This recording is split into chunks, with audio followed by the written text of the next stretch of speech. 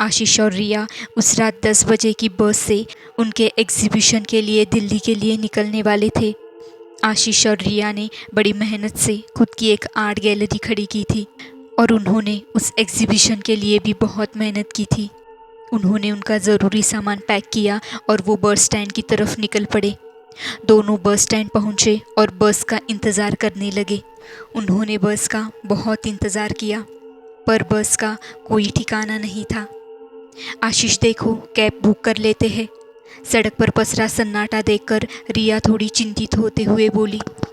रिया की बात को मानकर आशीष अपना फ़ोन निकालने ही वाला था कि तभी सामने से एक बस तेज़ी से आकर रुकी। बस रुकते ही बस का दरवाज़ा झटके से खुल गया।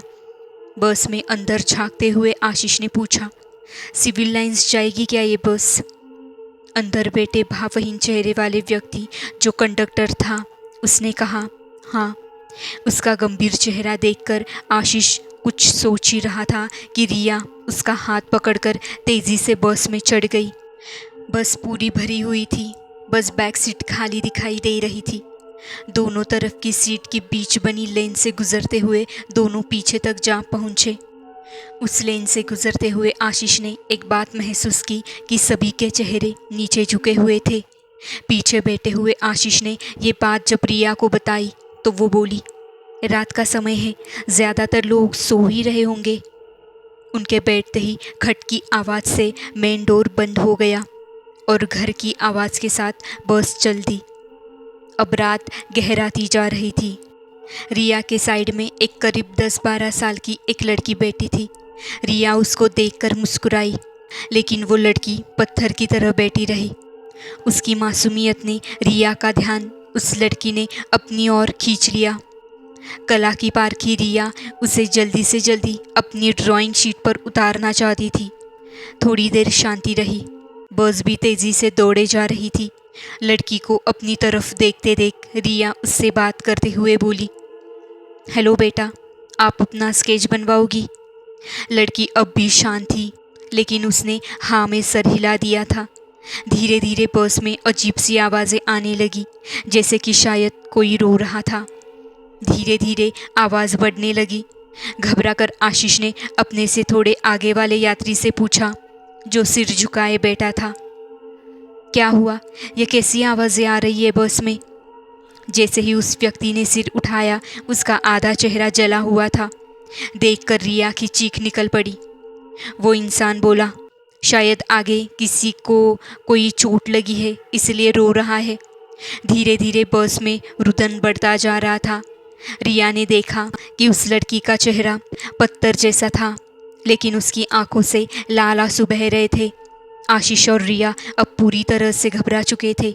आशीष ने खड़े होकर जोर से चिल्लाना शुरू कर दिया, बस यही रोक दो, हमें उतरना है। लेकिन वो बस थी कि रुकने का नाम ही नहीं ले रही थी। बस में लाइटें भी तेज़ी से जलने बुझने लगी। आशीष रिया को लेकर पीछे वाले एग्जिट गेट तक आ चुका था। अगले स्टॉप पर बस का थोड़ा हल्का होते ही वो रिया को लेकर कूद गया। बस की थोड़ी स्पीड होने के कारण रिया और आशीष को हल्की चोटें आई थी। बस तेज़ी से आगे निकल चुकी थी। आशीष ने उठकर रिया को सहारा देकर उठाया। अब दोनों बस जल्दी से घर पहुंचना चाहते थे। वहां से दोनों ने कैब बुक कर ली। घर पहुंचने तक रिया बेहद घबरा गई थी। आशीष ने उसे कॉफ़ी और पेन किलर देकर सुला दिया। गिरने से उसे खुद भी बहुत जगह चोट आ गई थी। वो भी पेन किलर खाकर सोने की कोशिश कर रहा था, लेकिन बार बार रह कर उसे वो बस की वो घटना याद आ रही थी। सुबह नाश्ते की टेबल पर दोनों बेहद शांत थे। रात की उस घटना से अपना ध्यान हटाकर आज के अपने इम्पोर्टेंट इवेंट में ध्यान लगाना चाहते थे। बस आशीष ये बोला कि वो कोई साधारण बस नहीं थी, वो ज़रूर हॉन्टेड बस थी। रिया हंस पड़ी, अरे तुम कब से इन बातों को मानने लगे? लेकिन आशीष अब उसकी किसी बात का उत्तर नहीं देना चाहता था। आर्ट गैलरी जगमगा रही थी। उसकी आर्ट गैलरी में बहुत भीड़ हुई थी और उसको ज़रा भी अंदाज़ा नहीं था कि उसकी आर्ट गैलरी में इतनी भीड़ हो सकती है। वो देखकर दोनों बहुत खुश थे। आशीष दौड़ दौड़ कर सब व्यवस्था देख रहा था। रिया आए मेहमानों के एक समूह को किसी आर्ट पीस की विशेषताएं बताने में मग्न थी। तभी उसने देखा वो बस वाली लड़की उसकी तरफ आ रही थी। उसको देखकर रिया तेजी से उसके पास गई। तुम यहाँ कैसे? पूछने पर वो लड़की बोली, आपने ही तो कहा था कि तुम्हारा स्केच बनाना है, तो मैं बाबा के साथ आई हूँ। अरे बुलाओ बाबा को, कहाँ है वो? रिया ने एंट्रेंस की तरफ झांकते हुए पूछा। वो मुझे छोड़ गए हैं, आप तब तक मेरा स्केच बनाइए, अभी आते ही होंगे। रिया बोली। अच्छा आओ बैठो, कहकर उसने अपनी एक स्टूडेंट से लड़की के लिए चॉकलेट लाने को कहा। उसने आशीष को भी मैसेज कर दिया कि वो वहाँ आ जाए।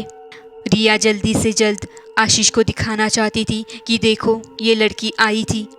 आशीष मन में उस बस के लिए गलत बात पाले बैठा था। रिया उस लड़की को बिठाकर स्केच बनाने लगी।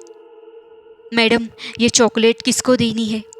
चॉकलेट लेने वाले स्टूडेंट ने जब रिया से पूछा तो रिया बोली, अरे इस लड़की को, और उस लड़की की तरफ मुंह करके बोली, अरे बेटा, मैं तो आपका नाम पूछना ही भूल गई। तब तक आशीष भी वहाँ पे आ चुका था। वो बोला, किससे मिलवाना है? आशीष परेशान था, उसके हाथ में अखबार था।